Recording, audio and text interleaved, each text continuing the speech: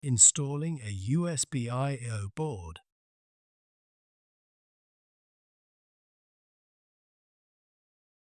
Place the USB I/O board down to meet the connector on the system board assembly.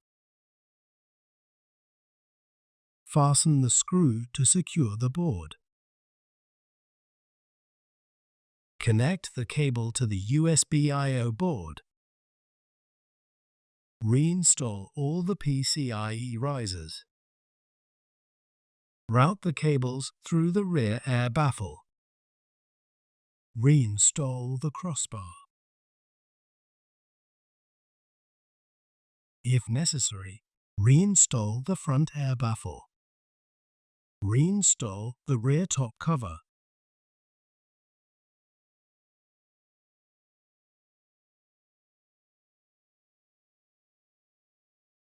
Reinstall the front top cover.